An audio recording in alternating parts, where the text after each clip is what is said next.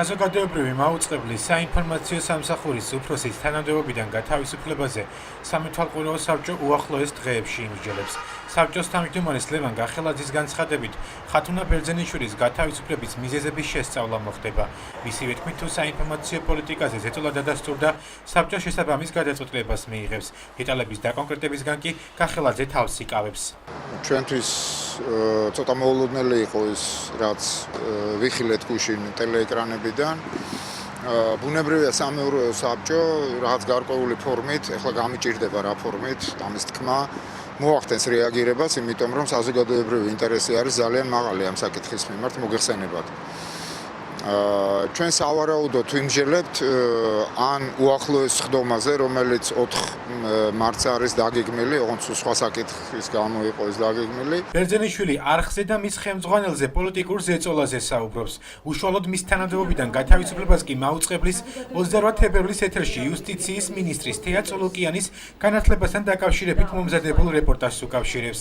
ხათუნა ბერძენიშვილმა დღეს კიდევ ერთხელ მოუწოდა სამეთვალყურეო საბჭოს საკითხის დაუყოვნებლებს შეისწავლოს. თუ გავითვალისწინებთ, რომ ზოგადად ახალი ხელისუფლება არც მალავს, დაგეგმები არსებობს ზოგადად მეცხრე არხის და საზოგადოებრივი მაუწყებლის შერწყმასთან დაკავშირებით, უნდა ვივარაუდოთ, რომ თუ ეხლა სამეურვეო საბჭო არ დაინტერესდება და სწრაფად არ გაარკვევს აი ამ პოლიტიკური ზეწოლის ფაქტებს, სავარაუდოდ ეს საკადრო ცვლილებები გაგრძელდება და ამას ალბათ 5 ან 7 ჟურნალისტიც კი შეიძლება შეეწიროს მოამბეში. ბერძენიშვილის ბრალდებებზე განმარტებები გუშინვე არხის გენერალურმა დირექტორმა გიორგი ბარათაშვილმა გააკეთა.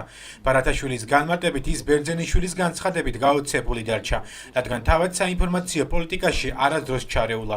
რაც შეეხება მასსა და ირაკლი ტრიპოლსკის შორის ნათესაურ კავშირს, არხის გენერალური დირექტორის თქმით, ტრიპოლსკისთან მას ბუნდოვანი ნათესაობა აკავშირებს. ხათუნა ბერძენიშვილი კი მისი შვილის ნათლია. ბარათაშვილი ფიქრობს, რომ ბერძენიშვილის უნდა და საკითხის პოლიტიზირება მოეხდინა. წოლოკიანის თემასთან დაკავშირებით. მე არც ერთხელ არ დამირეკია მისთვის ამ თემასთან დაკავშირებით და მე საერთოდ 2 კვირაა მასთან სატელეფონო კონტაქტი არ მქონია. ჩვენ შევხვდით 2 კვირის წინ ტელევიზიის გარეთ და მე შევთავაზე სხვა თანამდებობაზე გადასვლა. აქ სასაცილოა ფულზე ლაპარაკი. რაც მანილობარაკა, იმიტომ რომ არ ყოფილა ესეთი ფაქტი.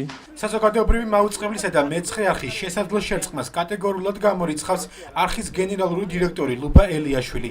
მისი თქმით, მეცხრე არხს განვითარების ახალი სტრატეგია და გეგმები გააჩნია.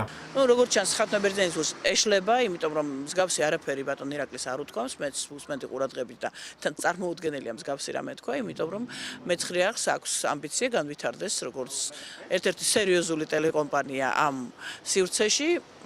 მე მაქვს სურვილი რომ ის იყოს ნომერ 1 ტელეკომპანია და ძალიან ინტენსიურად მუშაობს რომ გადავიდეთ ახალ სტუდიაში და იქიდან ვიმაუწყებლოთ. გაზეთ რეზონანსის მთავარი რედაქტორი ლაშა ტოღუში საზოგადოებრივ მაუწყებელზე ძირეული ცვლილებების აუცილებლობაზე საუბრობს. მისი განცხადებით, პარლამენტმა უნდა მიიღოს ახალი კანონპროექტი, რომლის მიხედვითაც საზოგადოებრივი მაუწყებლის ბორდი ხელახლა დაკომპლექტდება. ჟურნალისტი იანთაძე ამბობს, რომ საზოგადოებრივი მაუწყებელი წლების განმავლობაში პოლიტიზირებული იყო. მისი თქმით, ხათუნა ბერძენიშვილზე ზეწოლის ფაქტების შესწავლა მნიშვნელოვანი არ არის, რადგანაც მთლიანად არხის სტრუქტურა და მენეჯმენტი შესაძლებელია.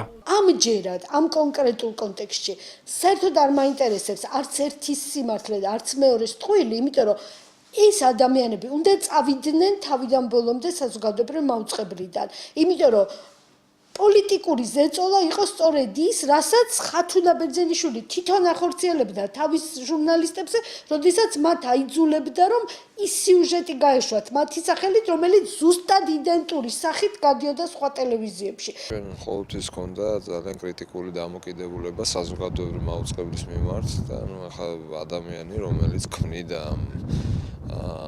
პროპაგანდას, ამ ინფორმაციას დღეს აღმოჩნდა თამაშის გარეთ. ხა ეს როგორც წესი ჩვეულებრივი ამბავია, იმიტომ რომ ადამიანები, როდესაც ასეთი სტილით მუშაობენ, ისინი გარკვეული დროის შემდეგ აღმოჩნდებიან ძალიან რთულ უხარხულ სიტუაციაში. საზოგადოებრივი მაუწყებლის გენერალურმა დირექტორმა არხის საინფორმაციო სამსახურის უფროსი გუშინ გაათავისუფლა. ბარათაშვილის განცხადებით, ახალი ხელმძღვანელის შერჩევა საინფორმაციო სამსახურის ჟურნალისტებიდან მოხდება. ჯერჯერობით კი უცნობია, თუ რა გადაწყვეტილებას მიიღებს საზოგადოებრივი მაუწყებლის ბორდი, თუმცა მას მოქმედი კანონმდებლობით არხის დირექტორის საკადრო პოლიტიკის განსაზღვრის უფლება არ აქვს.